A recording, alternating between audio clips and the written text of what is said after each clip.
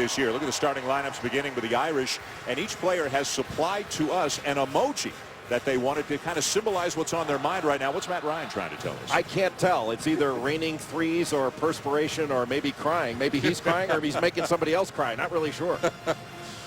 And for Duke, Grayson Allen, well, I guess a purple devil is as close as you can get to being a blue devil in emoji land. And Luke Kennard, either seeing no evil, as long as Mike Krzyzewski knows that he'll open up his eyes when he takes the three. So Kennard in the starting lineup. Derek Thornton will come off the bench today for the Blue Devils. Let's go down to courtside. Here's Shannon Spade.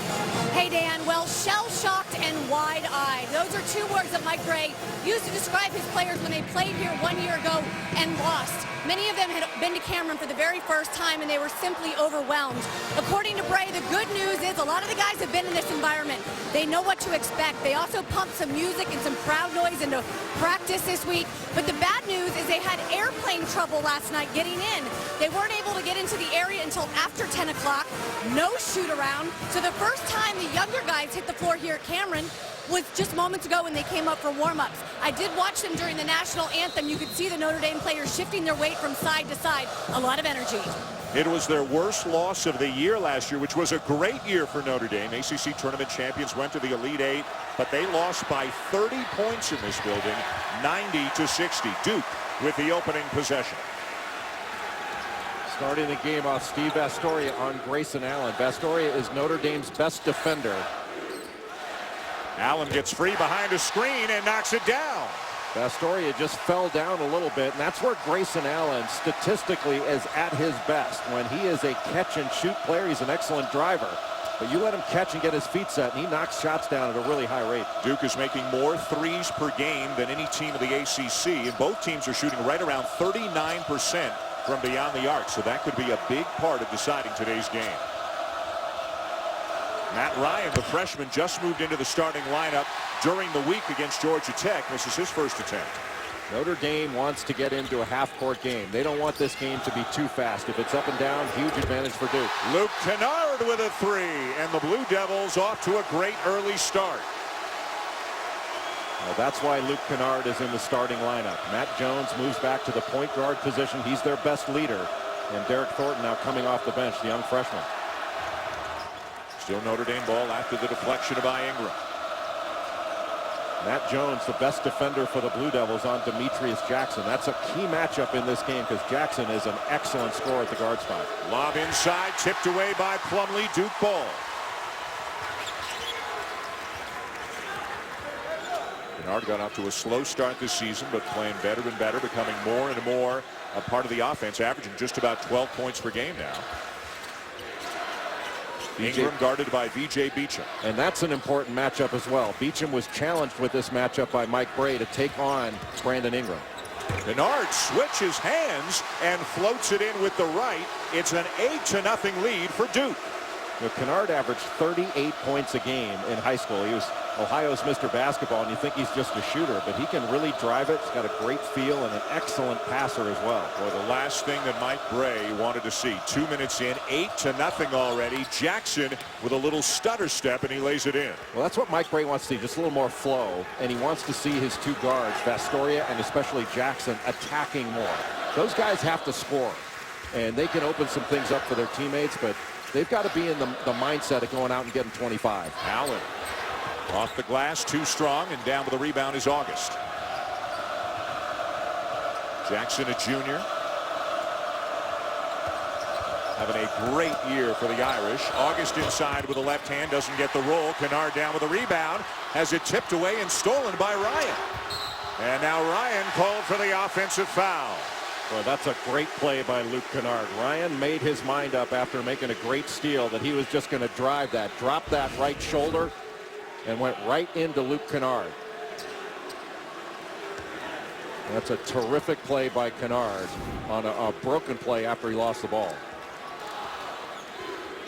6-point lead early for the Blue Devils, less than 3 minutes in. Marshall Plummer's had a couple of big games lately, establishing career highs in scoring and rebounding. Kennard off the back of the iron and down with the rebound of Astoria. That's that elbow series that Duke likes to run. A lot of people call it a horn series. But they have a lot of different options out of it. They can isolate Brandon Ingram at the elbow and let him go one-on-one against his matchup. August won't look for the jump shot from beyond the foul line, and back out to Jackson with 10 to shoot. Jones staying with him. Another screen by August. Now he rolls, finishes, and is fouled. That's what Zach August does best.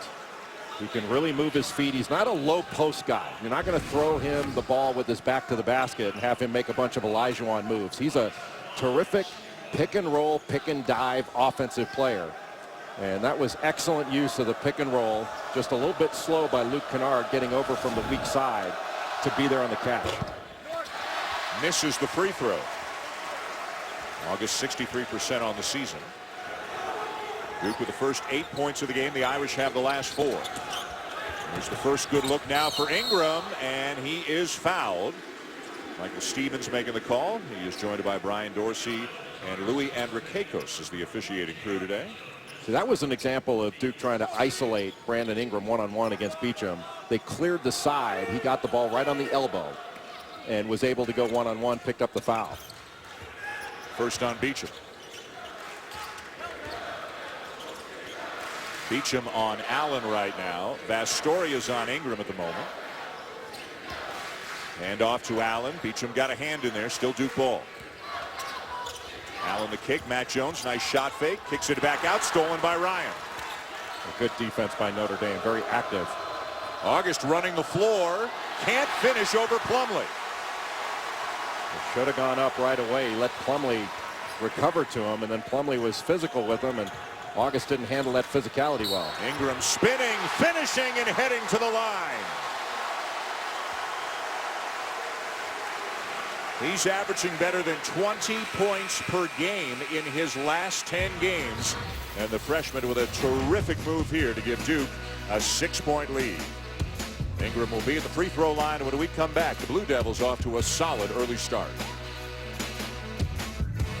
ESPN's exclusives. And a change in position or a change in role, Jay. They'd love to have Emil Jefferson back. He's been out with a broken foot for 8-9 games now. But in his absence, Ingram has taken his game to another level. He has, and he's just improved overall. He's a multi-dimensional scorer. Now he's knocking down threes, and they've been able to isolate him where he can go one-on-one. But he went to the 4 spot where he gets a lot of positive matchup advantages, where 4 men have to come out and guard him. It's really difficult for him. Great job by Luke Kennard to help down. Bonzi Colson follows up his own miss. He's checked in because V.J. Beecham has 2 fouls now. There is still no timetable for the return of Emil Jefferson, and without Jefferson, Duke is really thin right now. Basically 6 players. Chase Jeter is supposed to be the 7th, but he hasn't played much. He hasn't played well. He's gotten in a lot of foul trouble, and Mike Krzyzewski has not been able to go to Jeter on a regular basis. Yeah, it's been difficult. I mean, Mike Krzyzewski has referred to his team as limited. I don't think he's saying the players necessarily limited, but they're limited in number, and they've got some guys that aren't there yet, and he uses the term yet. The Chase Jeter is just a freshman. He's a young player. He's going to get there. He's just not there yet. Kennard off the inbounds, and the lead is back to 7. Kennard has 7 already. Well, this is a different kind of lineup, more conventional lineup than Mike Brey would like to play right now. It's basically 3 around 2 big guys. And it's difficult, a little bit more difficult to spread the floor with the 2 bigs in at the same time. Last game, and he was hoping, I think, in this game to use them in sub one of them for the other, but that makes it more difficult. Boy, if you're Bonzi Colson, what do? You get too close to Ingram, he's going to try to drive by you. You give him some space, he's going to take a 3. And that's the advantage of having him at the 4 spot. Now, the flip side, he's got to guard Bonzi Colson down into the post, and if you can go to Colson, maybe get a foul or 2 on Ingram, he might have to back off a little bit, but on the offensive side, it's advantage Ingram because he's hitting 3 threes per game in ACC play. He is really stretching his game out and stretching the floor. Vastoria tries to stretch the floor and gets the friendly roll here at Cameron. That kid is such a gamer. The best defender on this Irish squad. He's not the type of guy that's going to go out right now and get you 30, 25. But, you know, consistently, he's going to get you 14, 15 every game, and he's going to make all the right decisions. Now the switch, Allen driving on Colson, and Colson called for the foul. There was a switch between Vastoria and Colson's 6'5", but his arms go forever. And that looked like a clean block up top. Maybe he got him with the lower body. You can see West Virginia and Oklahoma coming up after us here on ESPN2. What a week it would be for West Virginia. if they can go beat the Sooners on the heels of their win over Kansas. I mean, we talk about the ACC and the great strength in this league. The Big 12, obviously, Jay, has some of the elite teams in college basketball as well. And West Virginia is so difficult to play against because they are relentless in their full court pressure. And you get them into a half-court game, as Virginia did in the second half in Madison Square Garden, and West Virginia found it difficult to score consistently because Virginia didn't turn the ball over. But most teams are going to turn the ball over, and West Virginia is going to make you pay on the other end by scoring quickly. If you had to pick a Wooden Award winner today, is it Buddy Hield? Buddy Hield would be today, yeah. Floater by Vastoria. Notre Dame trying to weather the early storm. They were down 8-0 at the beginning. It's 18-13 Duke now. Well, Mike Bray will tell you, and did tell us, I mean, you're not going to get out of Cameron Indoor Stadium with a win unless you score. I mean, they're not going to hold Duke down to under 70 points or something. You're going to have to put points on the board. Kennard had that shot altered by Rex Pfluger, a freshman from Dana Point, California, who's just checked in. That was him taking the three. The Irish are not that deep as well. They'll bring a couple of young players off the bench. How about the drive by Grayson Allen, who's headed to the line with a chance for three. Well, you got a player that comes into the game all fired up. Rex Pfluger took not a bad shot, but just in that situation, not the best shot. And when you miss one that early, it allows Duke to take it the other way, and your defense isn't set. And you wind up committing somewhat of a weak foul in transition, giving Duke a three-point play opportunity. Foul on Jackson, his first.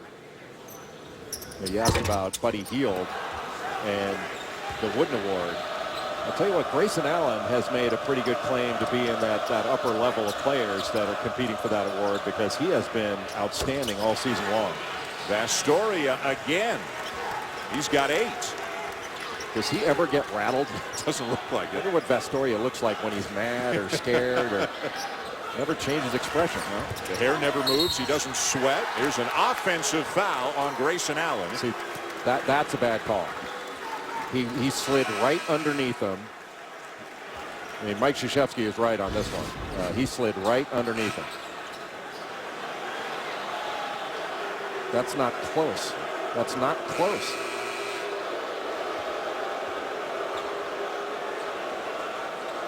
But I think this is our obligatory mention of that's a difficult call. The charge block is the hardest call in basketball. Krzyzewski agrees with you. That was Pfluger who came in and got credit for taking the charge.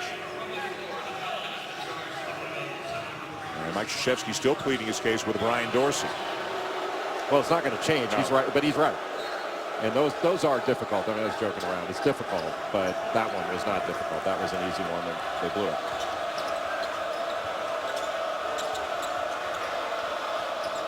Notre Dame really trying to spread the floor. Anytime you can get, I think, this guy, Demetrius Jackson, in ball screen situations, he is so good with the ball. He's so crafty in the paint, too, as he knocks down another one. Jackson, and now with 6. He may have been overshadowed a little bit only because Jaron Grant and Pat Connaughton were on the team, 2 outstanding seniors. But Demetrius Jackson, make no mistake, is one of the best point guards in America. No question. I mean, he's in the top 5 in virtually every guard offensive category in the league, and he plays like 37 minutes a game. Ryan called for the foul on the jumper by Ingram. That'll be the second on Matt Ryan. And at the end of that play, I thought Brian Dorsey took the charge. His feet were set when Brandon Ingram ran him over. Let's check in with Shannon. Well, guys, Mike Bray did say one of the bright points from last year's loss here at Cameron was the fact that Demetrius Jackson found his voice, is what Bray said. At one point in the first half, he grabbed the guys in the huddle and started yelling at them and really set the tone for the rest of the season. He said it was huge in his leadership. And right here, you see him talking to the guys during the last timeout. You see it every step of the way with Jackson. You know, Zach August is a senior. He's a co-captain as well, but it really feels like on the court, Jay, like this is Jackson's team. I think it is his team, and Shannon's point is a great one. That, Mike Bray was talking before the game about making Steve Vastoria a captain, because Vastoria and Jackson are playing all the minutes together, and so now Demetrius Jackson feels like he's got a cohort out there that's helping him lead. I think it's helped the both of them. Because those are 2 excellent basketball players, and you can name somebody a captain. It doesn't mean that they're going to function as a leader. And I think both those guys have learned to function as leaders. So here's Vastoria, and Mike Ray talking about him before the game. You know, he's got the baby face, but he's their best defender. He's got a high IQ. He can pass, he can shoot, he can guard. He helps them in so many different ways. As Plumlee goes to the bench. You know, Dan, one of the things when you come into Cameron Indoor Stadium that you have to do as a visitor is you got to weather storms. And there was a storm that hit right away. Notre Dame got down, what was it, 8-0 early? Yep. And they weathered the storm. Yep. I mean, it's a one-point game. They've got to feel a lot more comfortable right now about themselves. And that they're in this game with a chance. And Jay Sean Obi is into the game for Plumlee. So the first big off the bench today is Obi, not Chase Jeter. Ingram from the corner. A three and a foul. Notre Dame is switching everything on the perimeter. Got caught on a switch. Defender turns his head, and Brandon Ingram makes him pay in the corner. This is a different dimension that he has shown over the last 10-12 games. Brandon Ingram. 23. Trevor Cooney knocked down 6 threes today. Syracuse blew out Wake Forest 83-55 at Wake. And Jay, Virginia Tech with a road win, 78-77 at Georgia Tech. Virginia Tech is now 4-1 in the ACC. Well, good starts, and it's important to get off to a good start. It is not deadly if you don't. But you remember last year at this time? Last year at this time, Duke was 2-2. They got blown out on this floor by Miami. Yep. And it seemed like the world was coming to an end. And Duke went on the road and played at Louisville, played a 40 minutes of 2-3 zone. Wound up winning that game and later went on to win the national championship. Now, they don't have that kind of personnel this year. I don't see that as happening. But they're certainly not going to be the same team they are now at the end of the year if they stay healthy. Bonzi Colson knocks down a jumper. Mike Ray was talking to us about his team being 2-2 in the league. And he said, you know what, if you're 500 in the league, you're hanging around, you're in the conversation. And Mike Krzyzewski said many similar kinds of things with the strength of the league. He feels for his team to do well this year, they're going to have to grind out every win, cherish every win they can get in the league. I think they're both looking at it the same way. And boy, what a play Bonzi Colson just made at the other end on that drive by Marshall Plumlee. Colson is he's only 6'5", but his arms go forever, and he's got a great feel. Matt Jones absorbs the contact, can't finish. Tipped into the hands of Pfluger. Nice bounce pass, Colson. Oh, Brandon Ingram smothered it. What a block by the long arms of Brandon Ingram. From one long wingspan to another. That's a 7-foot wingspan. That's a 7'3" one. Just pinned against the backboard. That's a big-time play. And he had to hesitate before he went up. He timed that out. Boy, that's a big-time play by Ingram. Ingram guarded by Pfluger right now. Pfluger getting a lot of early minutes. Allen misses the three. Vastoria the board. Boy, without Emil Jefferson in the lineup, offensive rebounds are few and far between for Duke unless they get a long one. Thornton on Jackson. Jackson for three. In and out. And Ingram had a foot out of bounds when he wrestled that rebound away, so it's Notre Dame ball. Hey, coming up on Big Monday at 7 Eastern, it'll start right here. Part of my home court week as Duke hosts Syracuse. And then at 9, we talked about Buddy Hield a little bit earlier, Oklahoma and Iowa State. Always a great environment there. Both games also streaming live on Watch ESPN and the ESPN app. Again, you were talking a little bit earlier about the matchups that Brandon Ingram, the matchup problems he can cause that he's moved to the 4. That's been a positive change for him with Emil Jefferson out. It's not been positive for Duke, but Ingram has benefited a little bit in the way that he plays. One guy that's taken a hit from it has been Matt Jones. Yep. His role has totally changed, and he doesn't seem like he's been himself over the last several games. What would you call Matt Jones's role right now after the injury? Nice left-handed lay-in there by Beecham. Well, now, you know, he's come in as a point guard today. He's handling the ball, which he did. He was their, what I would call really their undisputed leader earlier in the season. But, you know, now that Derek Thornton went to the bench for this game, they're putting him at the starting lineup as the point guard. And I think it's going to help him. And he's on Demetrius Jackson right now. You're not going to find a tougher matchup in the league of having to go defensively against a guy. Colson over Plumlee, no. Colson tries to keep it alive, but it'll be Duke ball.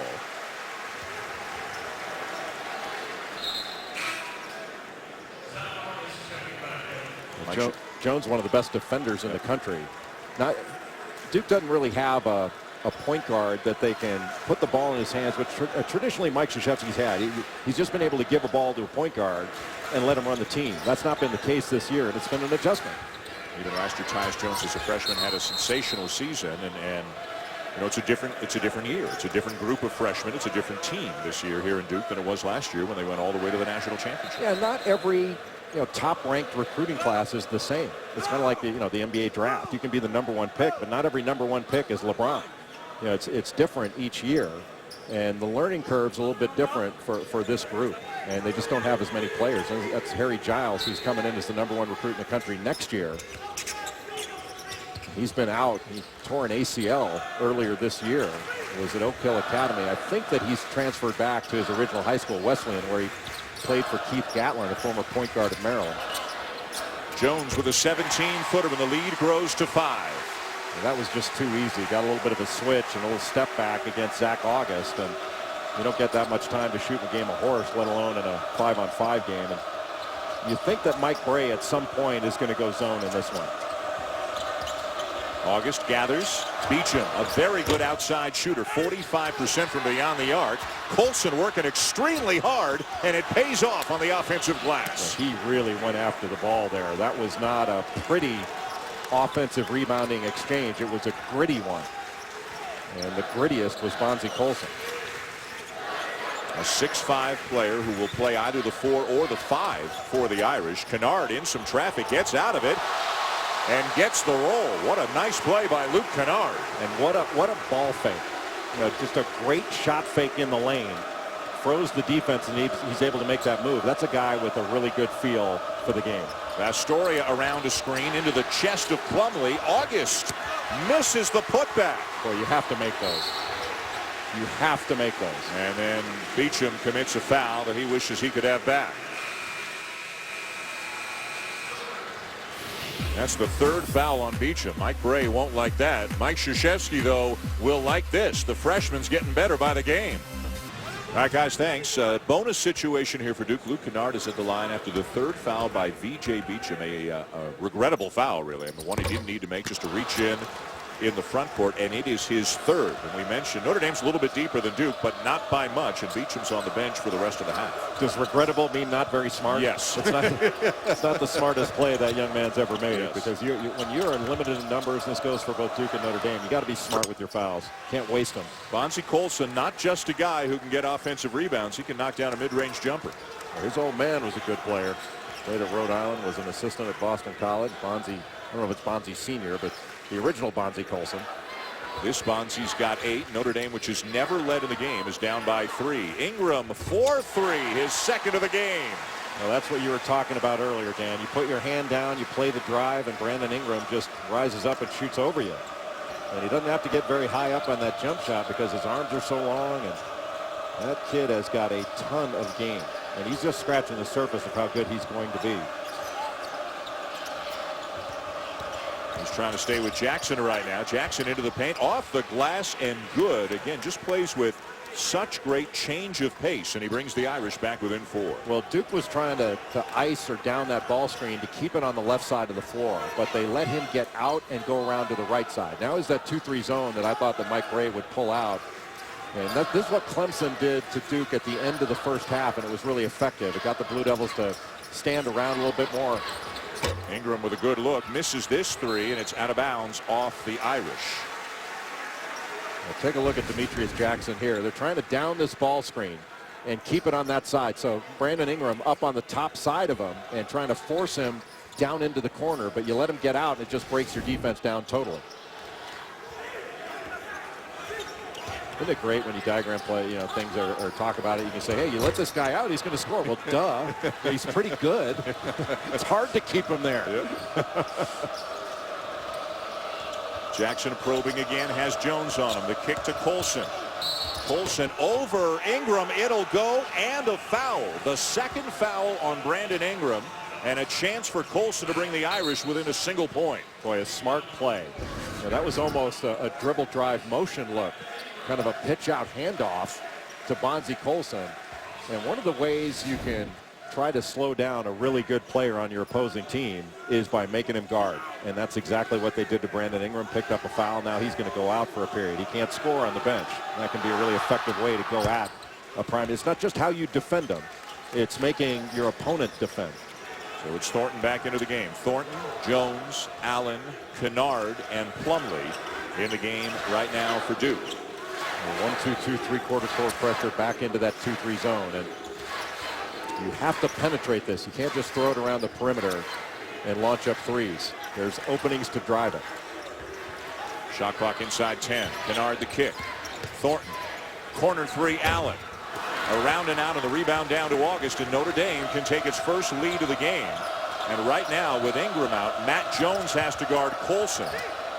See if Colson tries to take him down on the block. Vastoria, little shovel pass inside, and August is fouled by Allen. And Allen got the worst of it as well, though August is slow to get up. But Dan, one of the things about this 2-3 zone that I think can really be effective is it does limit penetration, makes it a little more difficult. And your three-point shots are coming in a different way than they did against man.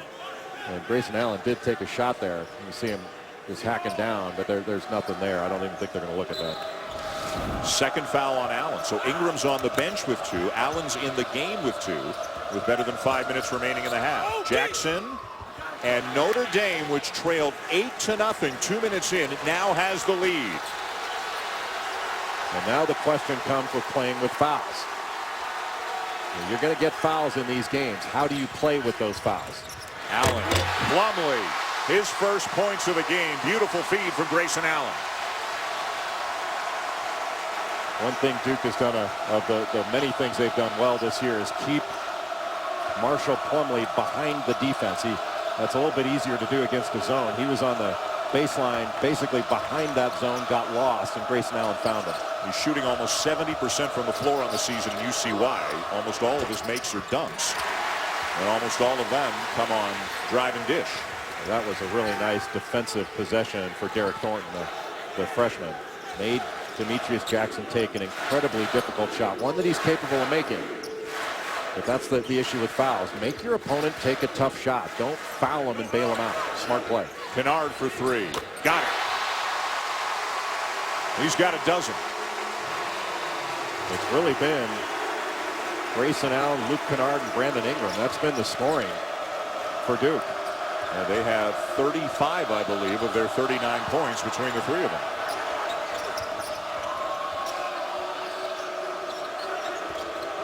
Vastoria guarded by Allen. Allen stays with him. Vastoria has it taken away by Kennard.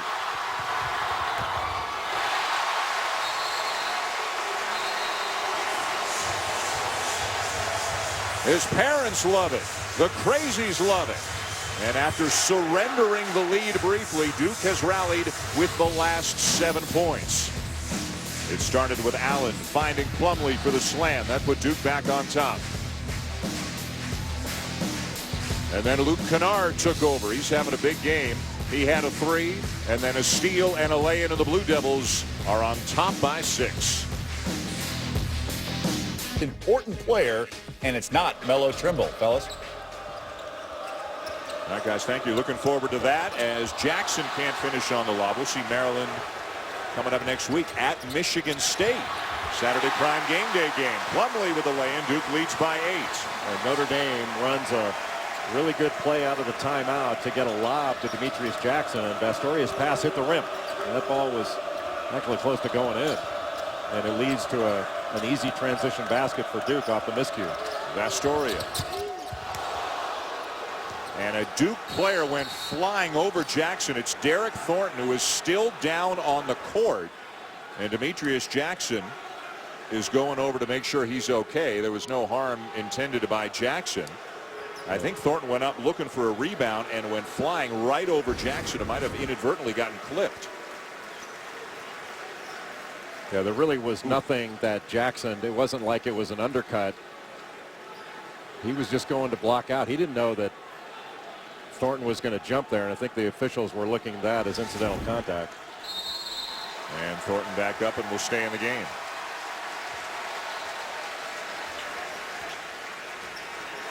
Bonzie Colson up top, picking up Matt Jones. Wide open look, Kennard. That was an odd defensive look right there for Notre Dame. Looked like they were in a zone, but they're kind of picking up man in a sense. Hard to really tell what they were trying to accomplish. Duke with an 8-0 run to start the game. A recent 9-0 run. So 2 big runs by the Blue Devils in this game, but Notre Dame still hanging in, down by 6. It's a Martin Luther King Day NBA Special Edition game presented by State Farm. 2:30 Eastern Time. Anthony Davis and the Pelicans. Zach Randolph and the Grizzlies from the FedEx Forum. Also streaming live on Watch ESPN and the ESPN app. One nation, one brow. His former teammate of mine, Danny Ferry, has his jersey retired here. Both Ferry and Mike Bray going with the beard. Must be a DeMatha thing. Mike Bray is calling it the karma beard right now. They lost a game, so he grew a beard. He said, I'm going to keep it until we lose again. They beat Georgia Tech on Wednesday. Had a hard-fought win at home, 72-64. So he's got the beard going here at Cameron. If they win this one, he's going to keep it. Well, but the question is, if they continue to win and he keeps it, does he trim it? Or does he go kind of all Duck Dynasty on us? Matt Jones for 3. That is the 7th 3 of the game for Duke. And Mike Krzyzewski just turned to the fans behind the Duke bench and waved his arms up saying, let's have some more noise. Well, he can feel it. This can be one of these turning points in a game where the last couple of minutes you can either extend this lead or Notre Dame can bite into it. Pfluger knocks down the jumper after a nice shot fake, and Notre Dame is back within 5. Well, he's made 2 really good plays in a row. A couple plays ago where he shot fake and he got a matchup with Marshall Plumlee. He drove it and put his team in a really good position. He's benefiting from the foul trouble on Beecham, who's been on the bench with 3 for a long time.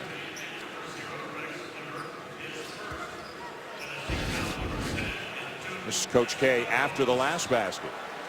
He's trying to get the crowd into it to just inject a little bit more energy into his team. Going to use every resource at his command. He used the word resources with us before the game. He said that he considers his team to have limited resources. They have very good resources, but a limited number of resources, and he has tried to tell his team, don't spend it all at once. The analogy being you got to stay out of foul trouble. They've really only got 6 players right now, with Emil Jefferson out indefinitely still with a broken foot. So Mike Krzyzewski feels that every game is going to be a battle in the ACC. They're 3-1 in the league, but coming off the loss at Clemson. He's talking about his team having to grind it out. I know some people might listen to that and say, wait a minute, they got 7 McDonald's All-Americans. How are they grinding it out? But some of these guys just aren't ready yet. They will be, but not yet. Pfluger. Not this time, and Matt Jones down with a rebound. A 7-point lead, a minute to go. And Duke probably thinking about getting at least 2 possessions, maybe 3 out of this if they can get stops. Jones. Sean Obi wrestles down the offensive rebound, gets a hug from Plumlee, and is headed to the free throw line. Obi's a transfer from Rice, where he was one of the top rebounders in Conference USA. He has had difficulty finding the floor, but goes after that with both hands. Winds up getting a foul back on the floor. It looked like it went on August. And he winds up going to the free throw line as a result. But you get 2 free throws here and a stop and then another score, and that can really extend this lead going into halftime. So Notre Dame's got to do something on this offensive end. Obi coming into the game today had played only 16 minutes all season. He's now 1 for 3 from the line after that miss. The foul on August was his 2nd, so he's gone to the bench. Colson has come back in.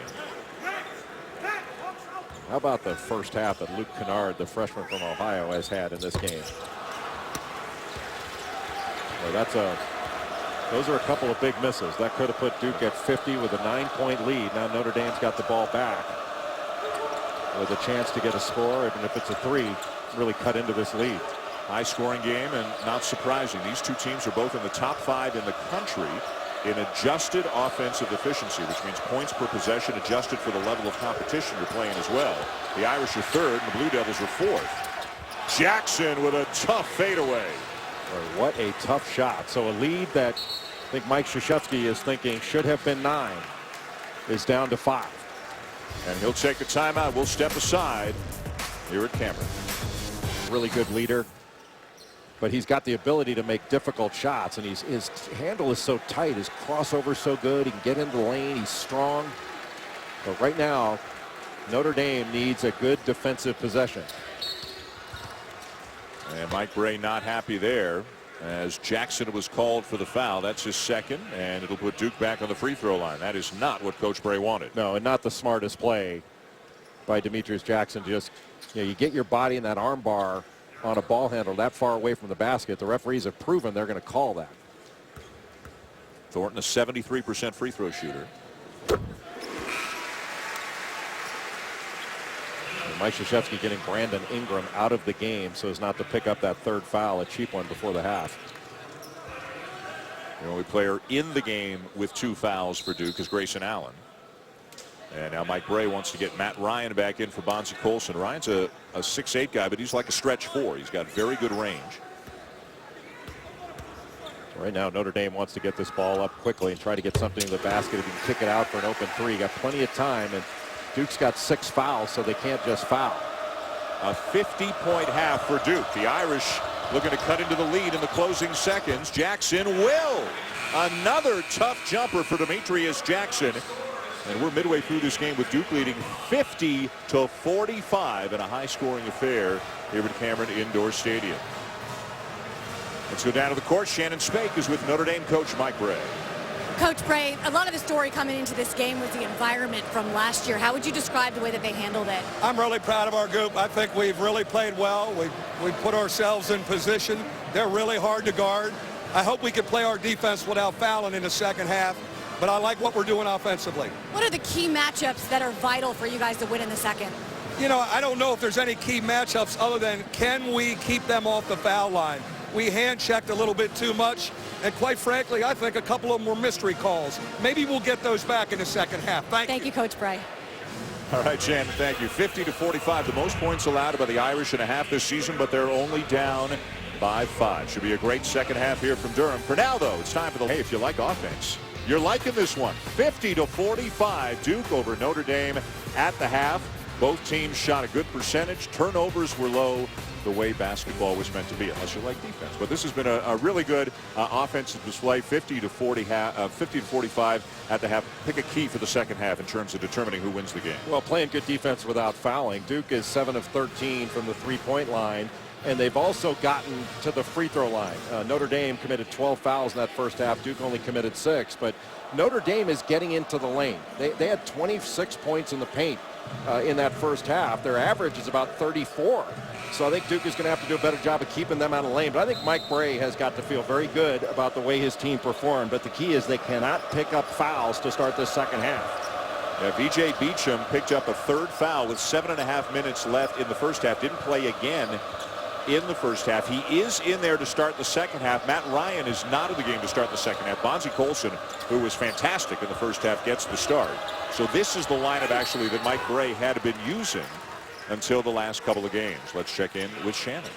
Well, guys, you mentioned the defense for Notre Dame. That is specifically, or I'm sorry, for Duke, that's specifically what Coach K mentioned inside that locker room. He said, we've got to keep Notre Dame out of that paint. He also mentioned ball screen defense. Now, before the game, you remember he told us he wants his team to, 1, play smart, and number 2, fight like crazy. He likes what he's seen out of them offensively.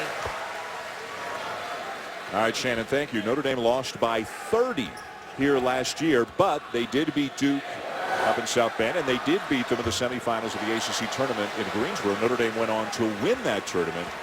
Terrific season last year for the Irish, and even better one, of course, for Duke, because they went on to win the national championship. Both teams with a lot of turnover, lost a lot of good players from last year. Ingram knew he missed it, followed it, can't get it. Jackson, a good rebounding guard, comes up with it. Well, I think you're going to see Duke go to Brandon Ingram because he's going to have some matchup advantages on the offensive end. August misses a couple of times, and Bonzie Colson with his 5th offensive rebound of the game, and he's now got 15 points on the afternoon. Well, Zach August needs to get a little bit stronger. He's worried about these misses. He's had a lot of just chip-in, put-back misses, and he's missed them, and he needs to move on. Ingram driving on Colson. A little bit strong, and the rebound for August. Well, it's been 1 and out. If Duke misses them, they're not getting second chances, and that's one of the things, of the many things they miss from Emil Jefferson. Now look, if Notre Dame can get a score here, they've got to feel really good about their chances on the road. This is a heck of an offensive team. They can really score. Here's a switch. Jackson over Ingram. And it'll be Notre Dame ball out of bounds off Plumlee.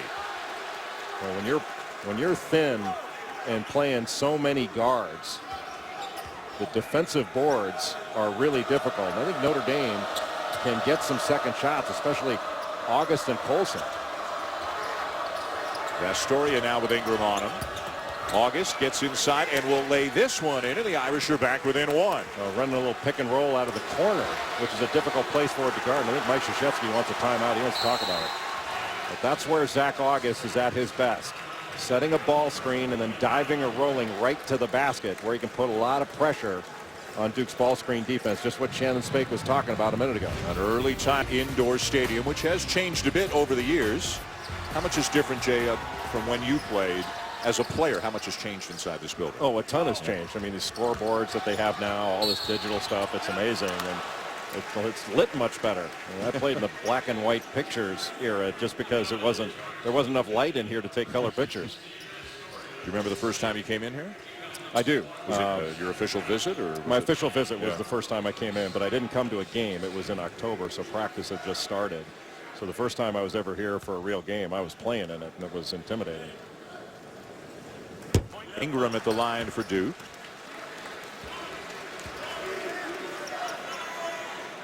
Foul was on Astoria, his second. Beacham's got 3 for the Irish. A trio of other Notre Dame players each with 2, and a couple of Duke players with 2. Again, neither team is very deep. Duke's got a 2-point lead. I wonder if Notre Dame is going to try to get the ball to Colson and let him go right at Brandon Ingram. Ingram trying to front him.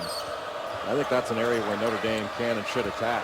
Colson much stronger than Ingram, forces it up and in, and Ingram just picked up his 3rd foul. And Colson had something to say to him right after. The referees didn't pick up on it, but he was trying to let Brandon Ingram know that I'm going to have a tough time guarding you, but my friend, you're going to have a tough time guarding me. He just backed him right down and gave a little bit extra afterwards. Usually the referees step in and say something about that stuff, but that's the way it goes in the big city.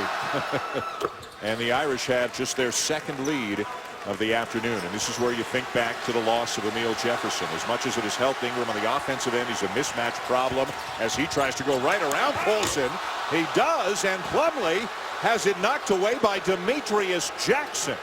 Jackson's just a big-time player. The trailer is August. Too strong. Colson on the glass. It should stay with the Notre Dame, and it does. And that's another layup missed by Zach August. He's saying that he got hit. What a play. It's an amazing play by Demetrius Jackson. That is all ball and then some by a guy who's, what, 6'1", going against 7 feet. It's okay to be down on your knees, a little bit tired after that. He's playing. He hasn't been out yet, and I don't think he's coming out. Astoria. Colson again, and he is fouled. Well, that was a foul by Chase Jeter, just put into the ball game. And right now, Notre Dame is just more physical. They're playing older. The foul has been given to Ingram, not to Jeter, and that is the 4th on Ingram. Well, I thought that was Jeter because he was knocking him down, it looked like, but maybe Ingram was behind the play with an arm in there, and we just missed that. We're a long way away. I mean, this is obviously a huge development in this game for Duke, because Ingram's got to go to the bench with his 4th, and he got his right arm in on it. He did. Good so call. That was the top part of the play instead of we saw the end. A huge loss for Duke. So now Chase Jeter, a freshman from Las Vegas. He's averaging just 9 minutes per game. He only played 4 minutes in the loss at Clemson Wednesday because he fouled out in those 4 minutes. And Mike Krzyzewski said he's just very young and he's not quite ready to be what they need him to be, but they're going to need some big minutes from him today, it looks like. Well, that was a gigantic foul. So 17 minutes to go in regulation. Brandon Ingram on the bench, and it could be for some time. Jackson, and Jeter just picked up a foul. And not only the fourth foul on Ingram, but the third foul that you almost predicted was going to happen. Colson just backing down Ingram and almost forcing him to foul him. That was the third foul. What do you mean almost? That was prophecy.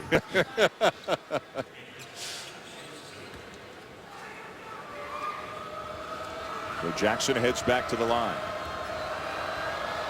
And it's been all Notre Dame here in the second half. Coming up on Big Monday, a great doubleheader. Syracuse, fresh off a win at Wake Forest today, will be right here at Cameron to take on the Duke Blue Devils in the first game. And then at 9, it'll leave Player of the Year candidate Buddy Hield in Oklahoma against Player of the Year candidate George Niang in Iowa State. Niang's having a great year as well. Both games streaming live on Watch ESPN and the ESPN app. I don't know that anybody's having the year Buddy Hield has, but Niang's a heck of a player as well. Well, both those guys know how to play. And in this game, you got a bunch of young players going against some older ones that really know how to play. And Kennard has had a great game. Notre Dame just didn't want to pick up a foul there. You can get a basket back. You cannot get a foul back. And that's one thing I think some of the younger players from Duke have got to learn, is especially when they're playing so shorthanded. I think what was it Mike Krzyzewski was talking about? Resources. Like, fouls are resources, and when you got to stay in the game, you can't give those things away. He said spend your resources wisely, and Brandon Ingram made a couple of unwise decisions. A turnover on the Irish. Luke Kennard, though, with the first field goal of the half here for Duke, helping to keep him in it. Kennard is left-handed, and they were just sitting on that left hand and gave him the right-hand drive. And like, he's good enough with his right hand to go that way. That was too easy. Matt Jones. Tie game.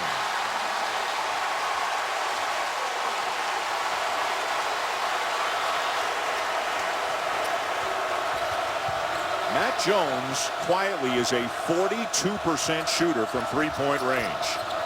Vastoria with a floater gets the bounce, and the Irish are back on top. Caught in a little awkward situation, but still able to keep his poise once he left the floor. Steve Vastoria, that was a heck of a play, and a nice answer when Duke was able to take the lead.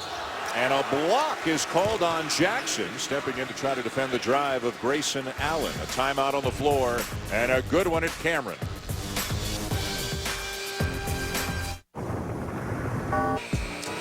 And the first game of the Big Monday doubleheader will be right back here at Cameron as Duke hosts Syracuse. Dan Shulman, Jay Billis, Shannon Spake. And they've got a great record here at home, but they're getting tested and then some by Notre Dame right now, and Brandon Ingram is on the bench with 4 fouls in this game. Duke looking to spread the floor and drive the best matchup they can, and the matchup was Kennard guarded by Ryan. They got it to Kennard and let him drive to his left hand. And that was a pretty finishing move. And you're going to see Mike Krzyzewski do this while Brandon Ingram's out. They're just going to try to find the best matchup they can drive and drive it. That's what they did at Wake Forest. Kennard now has 20. August muscles his way inside and has a chance for 3. Boy, how different was that move by Zach August than some of the ones we have seen him miss. And it's not just the fact that he made it. It's the way that he physically went into the defense and instead of trying to avoid the block shot. They're the two big guys. Notre Dame playing 3 around 2 with Colson and August inside. And that was a nice big-to-big pass. They're looking for each other when they get a double team. That was excellent basketball by Notre Dame. Second foul on Marshall Plumlee. Rattles in for August. 3-point play, 3-point lead. Pfluger in for Ryan for the Irish. We'll see if Duke decides to get the ball to Kennard again. They're going to move the ball as best they can and then look to drive. And then if you overhelp, then they can kick it to a 3-point shooter or maybe drive that closeout. Wow. And Kennard makes it after the ankle-breaking move on Pfluger. I mean, it's a wow when the defender hits the deck. You got to pay it off by making the shot, and Kennard has been making everything today. Yeah, that was a double wow when he made the shot. That was big time. What a play. He is having himself an afternoon. 23, tied again.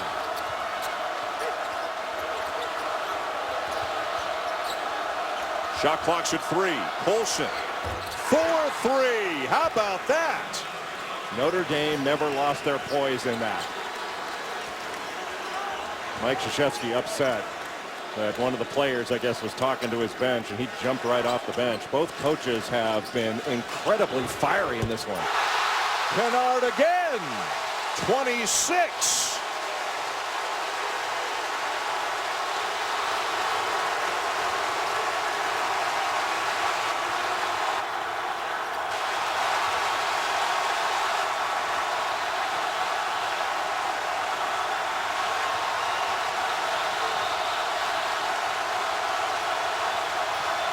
Jackson with a drive. Too strong. Thornton down with the rebound. Duke looking for the lead. They have numbers. Jones baseline. Plumlee.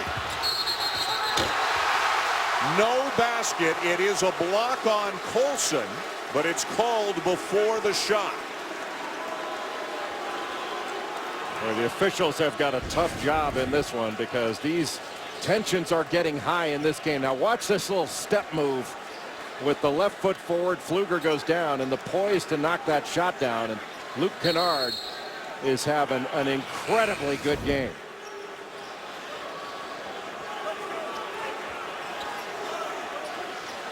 We got players talking to each other, talking to the opposing bench. Coaches are shaking their fists and throwing their coats.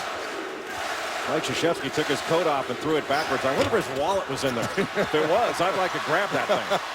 Thornton. Plumlee. And now Colson down with another rebound. Kennard, the freshman, already has a season high in 26 points. And Colson's got 23 for Notre Dame. His career high is 24. And the three he hit a minute ago, just his third of the season. What a game. Vastoria baseline with a reverse. How nice was that? And Matt Jones comes up limping a little bit. Well, both these teams are throwing haymakers, taking punches, and coming right back at each other. This might be one of those who has the ball last games. Kennard guarded by Pfluger, crosses over, and it's going to stay with Duke. Well, that's a matchup that Luke Kennard seems to like when he's got Pfluger on him. He's got the ability to drive the ball, and because he can shoot it so well, you've got to get up on him to take that shot away, which helps open up the drive. One thing that Notre Dame's done really well in the second half, of the many things, they've rebounded really effectively. Kennard inside. Pfluger got a piece. Kennard got it back. Good ball movement, but the Irish recovered. Tough elbow jumper not there for Thornton, and Colson with yet another rebound. Bonzie Colson has been a stud today. Well, sometimes you say man among boys. He's been a man amongst men. I mean, he's 6'5", and he is, and always does, gets in there with the guys 5, 6, 7 inches taller than him and competes. He's going to take another three. He's going to make another three. And that's a career high for Colson. Bonzie Colson, the perimeter threat now. What a game. Allen trying to drive by Vastoria, and a foul is called to take us to the under-12 media timeout. Jay, Bonzie Colson just getting it done today for the Irish. Well, he has taken over in this ball game. Bonzie Colson, known as an energy guy, kind of a junkyard dog with a back to the basket game, but now he can face the basket. You better go get a hand up.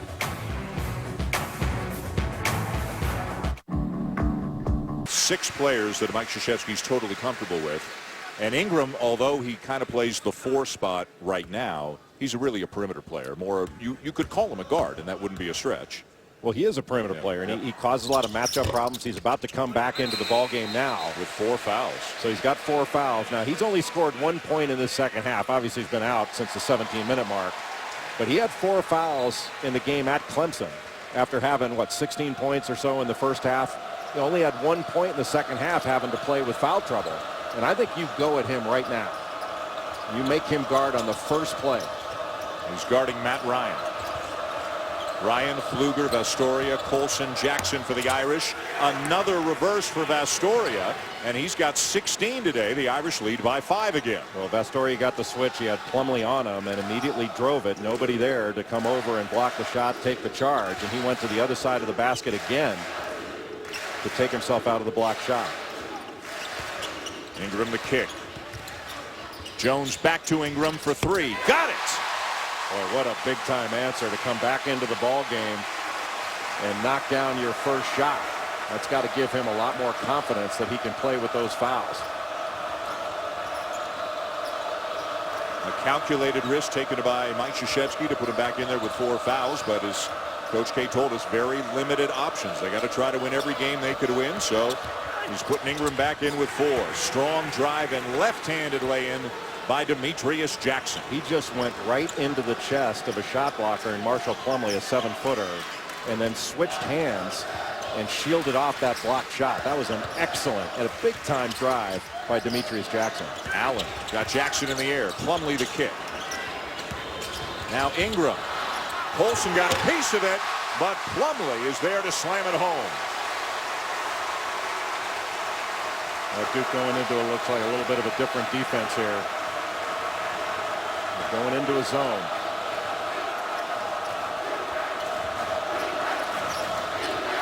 If it's a 3-2, they're going to try to extend it. Colson over Plumlee.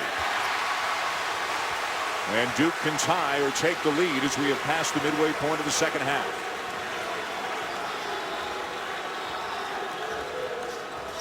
Kennard, the big star today for the Blue Devils with a season-high 26. Ingram's got 18. Isolated. Draws the foul on Ryan. They're just opening up the isolation on the left-hand side of the floor to go against Matt Ryan.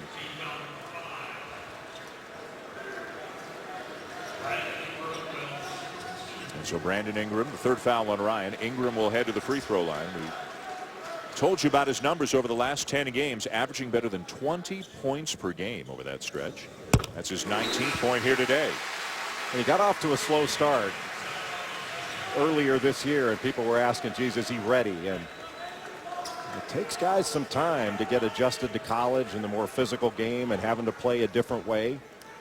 And he's clearly figured it out, and now he's got a lot more pressure on his shoulders without Emil Jefferson of having to stay in games with some foul issues. The 6th tie of the afternoon, and the Cameron Crazies are fired up again. 9.5 to go. A game that looks like it's headed to the 90s today between 9th-ranked Duke and unranked Notre Dame. Vastoria again, and he's got 19. That middle is open, and they got the ball to Pfluger in the middle. He immediately kicked it back out after the defense reacted and contracted, and Vastoria was ready to shoot when he caught it. Kennard bumping with Pfluger, and Kennard called for the offensive foul. That's his 2nd. Just gave that extra little bump. I wasn't sure that that was going to be called an offensive foul. If they didn't, they would have had a foul on Pfluger reaching in, but a good play by Pfluger to just stay in front. Jackson and Vastoria in the backcourt as always for Notre Dame. Both get big-time minutes. It looks like Duke going back man-to-man now. Ingram guarding Beecham. Beecham mostly a jump shooter, a 3-point specialist offensively. Jones recovers back to Jackson. They're trying to ice those ball screens. Nice play. Pfluger dumps it down. August with a tough catch, can't finish. Rebound to Beecham. And it's a fresh 30 for Notre Dame. How many bunnies has Zach August missed in this one? A lot more than Jackson has. Jackson has been finishing beautifully in this game. He has been absolutely spectacular taking the ball to the basket. 20 points for him on the ball game, and they've been tough points. He's not gotten anything easy. The game started with Duke on an 8-0 run. The Irish on their heels early, but they recovered, actually took the lead briefly in the first half, went to the break down 5, and they have been the far better team here in the second half. Right now Notre Dame, when they're guarding the drive, like Pfluger was guarding Luke Kennard on that drive, there are going to be times when the guy driving the ball, the offensive player, is going to get by you a little bit, and you can't cut everything off. You just got to angle it out, because you foul, those are points that you're just kind of giving away, and Luke Kennard does not miss free throws. Tonight at 11, be sure to tune in for Sports Center at Night with Jay Harris and John Abuchagross. They'll have highlights and breakdowns from the Chiefs and Patriots and from the Packers and the Cardinals, as well as covering the rest of the day in sports. End your day on a highlight with Sports Center at night. And one thing you know at Sports Center, when John Abuchagross is on the broadcast, his clothes will be impeccably ironed. 3-point lead Notre Dame. Inside 8 minutes to go. Back to the zone. Jackson in the middle of it. Follow no good. Kennard the rebound. And a travel is called on Luke Kennard. Wow. Not a popular call, needless to say, here in Durham. Timeout on the floor. Notre Dame leading by 3. Notre Dame in a great game so far this afternoon. Looking forward to West Virginia and Oklahoma coming up as well. Luke Kennard's had a career day, if you will, for the freshman. Jackson and Vastoria have not come out of the game for the Irish. Matt Jones has not come out of the game for Duke. It's been that kind of an afternoon. And now sneaking behind the defense, Pfluger can't finish, though. Hit the shot clock. So it'll be Duke ball. And Notre Dame has really dominated the paint in this game. And it's not dominate the paint in the sense of get it inside to a big guy and power up to the basket. They are punching the lane off the dribble and cuts.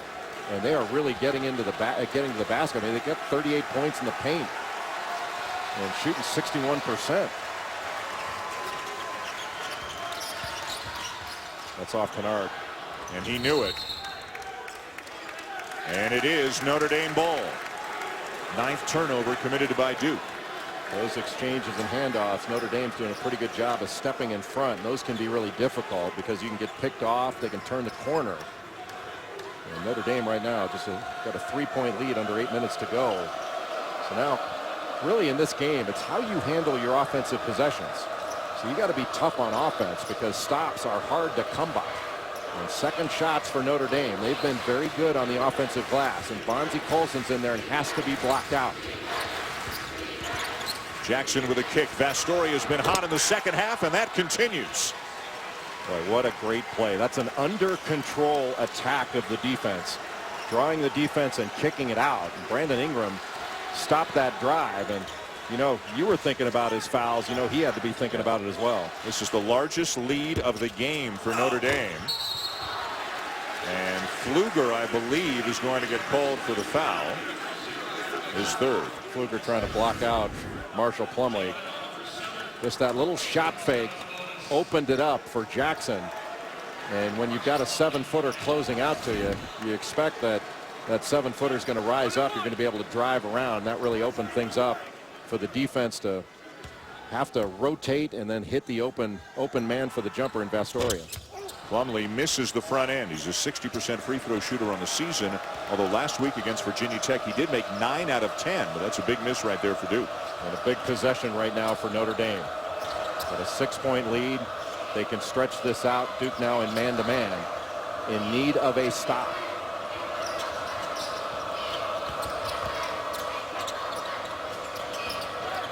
Pfluger getting a lot of minutes off the bench today for the Irish. Colson, not this time. He's made a couple of threes today.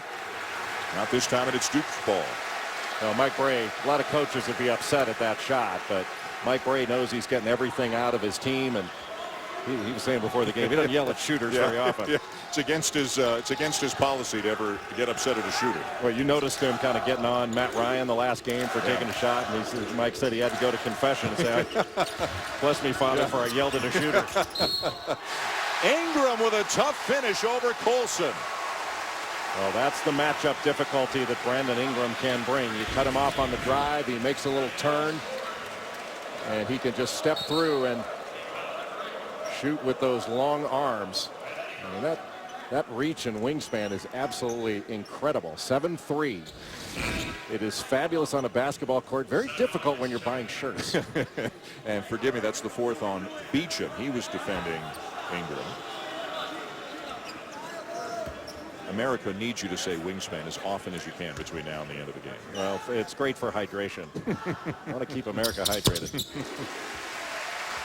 Ingram, despite the foul trouble, having a big afternoon. And this continues to be just a great college basketball game.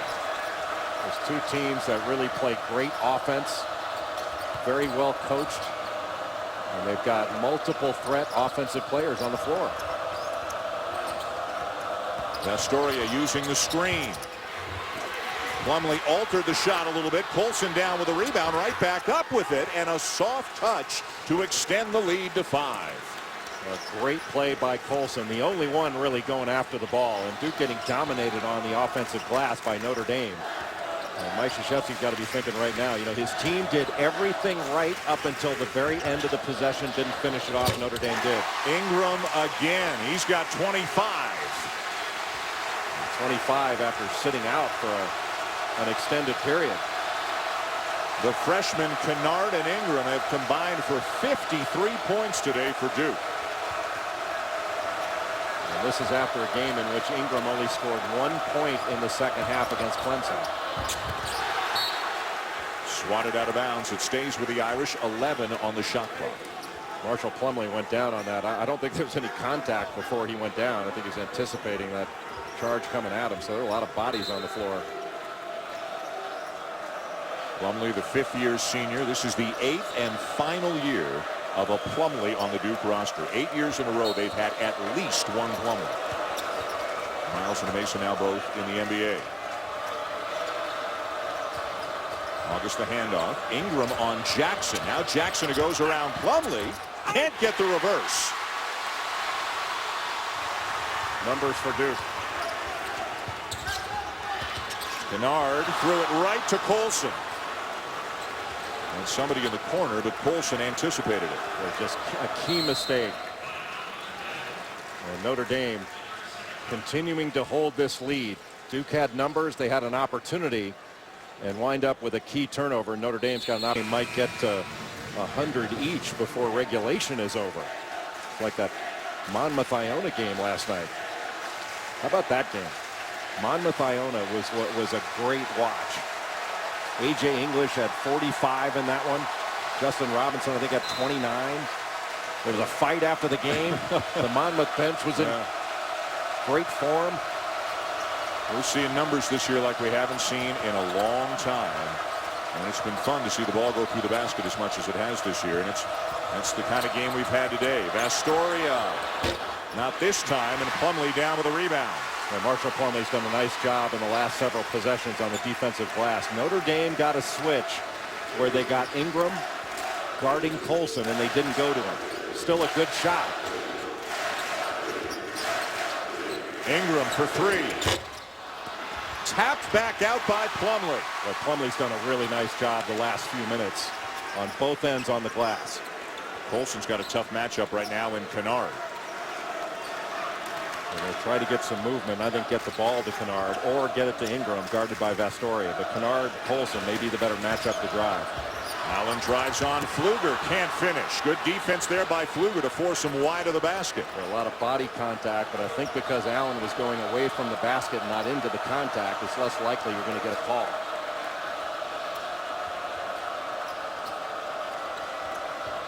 Colson with 28 today.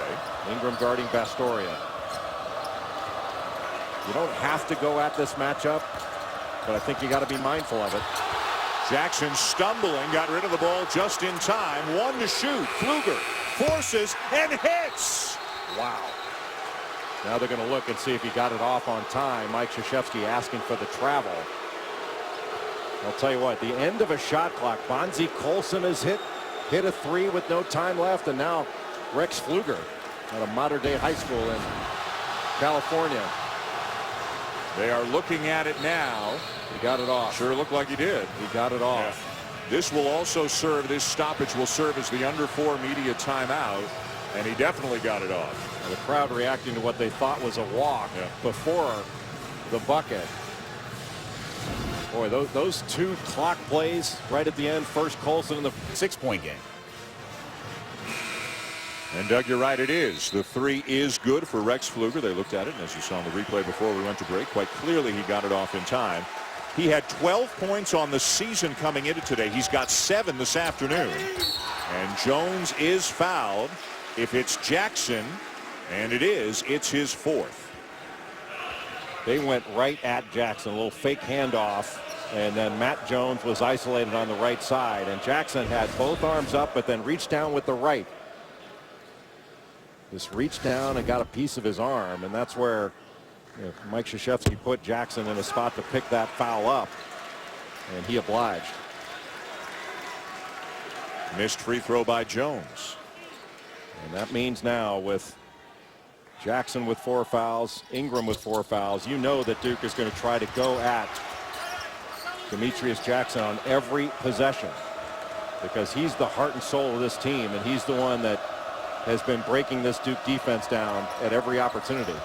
Duke leaving some points on the line here in the second half. August working hard, but again can't finish around the rim. He's missed 6 layups in this game.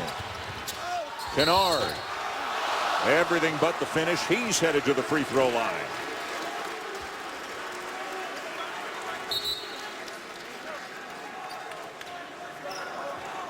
And if Mike Krzyzewski had to pick somebody to put on the line, this would be the guy. 4 for 5 today, 93% on the season coming into this game. I mean, that puts him among the very best free throw shooters nationally. He's leading the ACC in free throw shooting. And well, it really puts a lot of pressure on a defense when you know you can't foul because you're giving them away. We're not talking about a small sample size. Coming into the game, 55 out of 59. And 5 for 6 today. Beecham back in for the Irish. And he got off to a slow start this year. Remember the first several games, you couldn't buy a bucket. And you knew it was just a matter of time before he started knocking shots down with regularity. And he's doing that now. That gives him 30 in this game, I think. It does. By far his season high. A trio of Notre Dame players now with 4 fouls. It's not just Jackson. Beecham's got 4 and Pfluger's got 4 as well. August is on the bench right now for Notre Dame. Grayson Allen on Demetrius Jackson. He's just face guarding him. He's not helping at all. He's just staying with him, making it difficult for him to catch it. And Notre Dame's offense is out of sync because of it. Vastoria the drive. Right at Plumlee. Plumlee got a piece of it. Duke ball. Allen in the corner. Count it. And it's a 1-point game.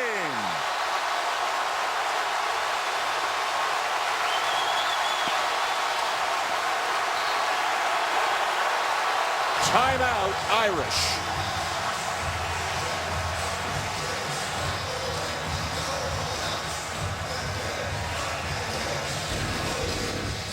Marshall Plumlee has been doing a much better job in this second half of protecting the paint, protecting the rim. And that allowed Duke to get out in transition. And Grayson Allen is more dangerous. As good of a driver as he is way more dangerous as a catch and shoot threat. And you got to give Allen credit, not just for hitting that shot, not letting Demetrius Jackson get the ball in that last possession led to an empty possession for Notre Dame. Both are clear choices to be among the midseason Wooden Watch 25. And Jay said earlier, if he had a vote, and if the vote was right now, Buddy Hield would be his National Player of the Year. This has been fun. 86-85, the Irish lead. Less than 2 minutes to go in regulation. Off a foot. Off August's foot out of bounds. Back to Duke. As Shannon Spake had said to start this second half, Duke needed to improve its ball screen defense. Zach August came with the ball screen, and a fabulous job by Grayson Allen in guarding Demetrius Jackson the last several possessions. He has been terrific in guarding the best player for Notre Dame and causing that turnover as August comes and tries to set the side ball screen. Just downing it or trying to ice it. That means just keep it to that side so you get on the high side and you force the ball to the corner. And when he tries to turn around, that actually went off of August's foot. Yep. When he tried to spin back. And because there was less than 2 minutes to go in regulation at the time, they can look at that to make sure, and they did confirm rather quickly, it is Duke ball. Just the second turnover in the second half committed by Notre Dame. Duke has gotten a lot of minutes here out of Brandon Ingram after he picked up his 4th foul. He sat for a few minutes, but then Mike Krzyzewski brought him back in, and he has avoided the 5th and played very well here in the second half. Duke's going to look to drive the ball, and they should. We've picked up 10 fouls on Notre Dame in the second half after getting 12 in the first. Allen. Duke leads.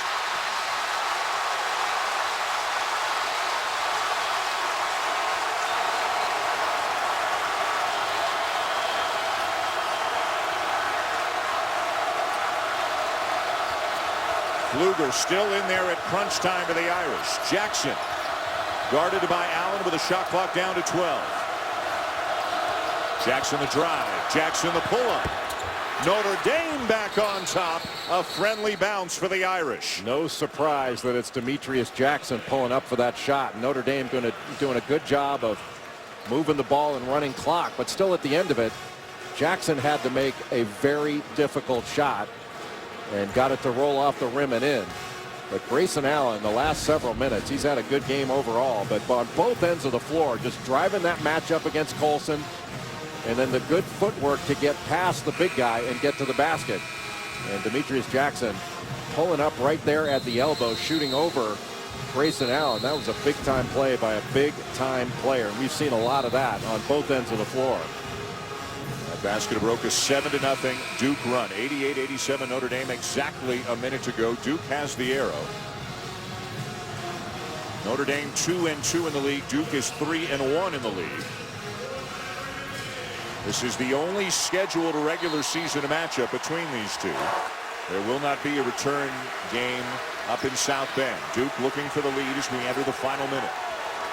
Duke is still going to look to drive. If they can kick it to an open shooter, that's fine. Got an isolation on the left side. Ingram the kick. Allen gets all the way in and draws the foul. He will shoot a couple. August was upset and his teammates ran over and said, don't get a technical here. Well, he was fortunate there, and the referee's showing some poise and looking the other way. The foul went on August, his third. Allen at the line for Duke. A very good free throw shooter.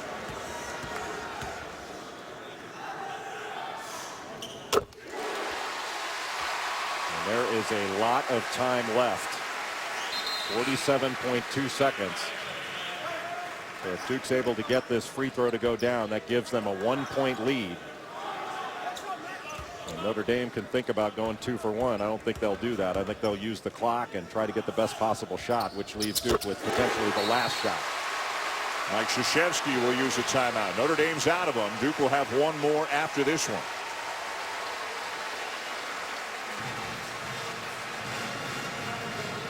Well, this may be the kind of year that it's going. 88 Blue Devils. 47 seconds to go. The Irish with the ball. The Blue Devils with the arrow. Notre Dame without a timeout. And you know that Notre Dame is going to be looking for Demetrius Jackson and perhaps a ball screen action. And as the defense reacts, kick it to an open shooter. One of the keys here is Bonzi Colson, because Colson has done a great job on the offensive glass. This is one of those games where a second shot can be the difference. Grayson Allen on Demetrius Jackson. Jackson sheds him, finds the cutter, and Colson count the basket and a foul. Boy, what a play. Had a double high ball screen, and instead of coming off of it, he got Marshall Plumlee onto him. Just gave a little juke move, and Colson just dove to the basket with Kennard coming over from the right-hand side. He was just late getting there and allowed Colson to finish that play. Bonzi Colson, you thought, hey, he might be a problem on the offensive glass. He was a problem on that dive. That was a great roll to the basket by Bonzi Colson. Remember, Colson didn't even start the game today. Came off the bench for the second game in a row, second time all season. But he's got 30 today for the Irish. Make it 31, 7 better than his previous career high set against Indiana back in December. 2-point game. 33 seconds to go. 5-second difference between the game clock and the shot clock. I think you have to drive it here.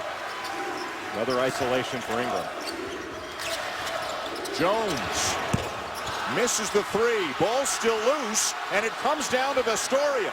Well, how about Fluker getting in there and grabbing that ball? And finally, the foul will send Jackson to the free throw line. Didn't like the shot. I'm not sure how Mike Krzyzewski felt about it, but while Matt Jones can knock that shot down, in this situation, I think you want to drive the ball. I think you want to get to the rim, give Notre Dame an opportunity to foul, and then if you kick it out for a step-in three, it's a different story. They give Notre Dame a lot of credit. That was a good defensive possession. They stayed solid. This is 1-1 here for Jackson.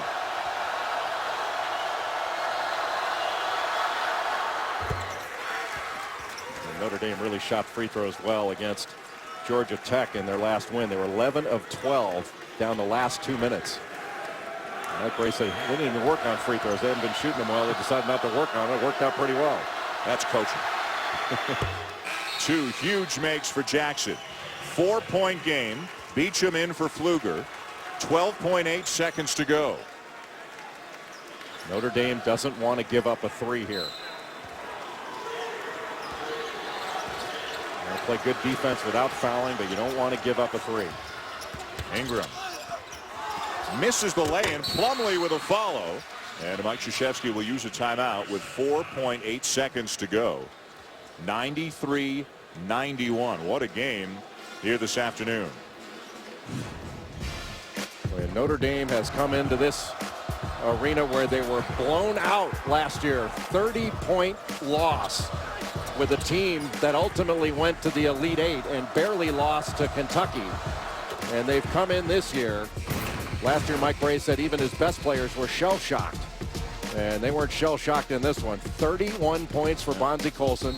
Demetrius Jackson controlled the pace of play all game long. He's had 24. And Steve Vastoria, the best defender, 22 points and 6 rebounds. You come into this building and do that.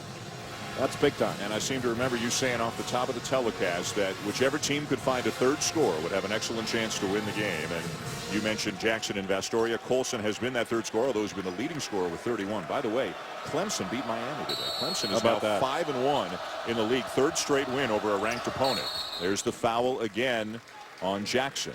And he will go to the line basically with a chance to ice it if he can make both. How about the Clemson Tigers and Brad Brownell's team now 5-1 in the ACC? And early on in the season, Clemson dropping games here and there, having a difficult time scoring. They're not as good defensively. Brad Brownell felt wasn't getting contributions as he expected from Dante Grantham as a sophomore. But Deron Blossomgame, who had been injured, has played terrific basketball. Jordan Roper's been terrific. For them to start out, 5-1 now. That's really an amazing accomplishment for Clemson. Virginia Tech won at Georgia Tech today. They're 4-1 in the ACC. Carolina won again, beat State in Chapel Hill, 5-0 for the Tar Heels. This is 1-1 again for Jackson. Missed it. August with a rebound. And finally the foul as August somehow got that rebound over Marshall Plumlee. Wow. Boy, a second slot rebounder, and that's going to drive any coaching staff crazy. When that ball was short, it didn't bounce up, it bounced down. And Marshall Plumlee just didn't get a good block out on Zach August. And August may have had trouble finishing around the rim, but let's give him some credit for 14 rebounds today. Everybody for Notre Dame did their jobs. To be able to come into this place after what happened last year and put up this kind of performance and get a win. That is a big-time performance for Mike Brey. You hear some people say, you win on the road in the ACC, that's worth 2. I don't know that's worth 2. It's worth 1. But they're few and far between, especially in this building. Notre Dame's got to be very proud of the effort they put forth. Notre Dame comes into Cameron Indoor Stadium and walks out of here with a win. What a performance by the Irish as they beat Duke 95-91. Both teams are now 3-2. Coming up next, West Virginia, Oklahoma. Let's go right to it in Norman. Dave Fleming and Miles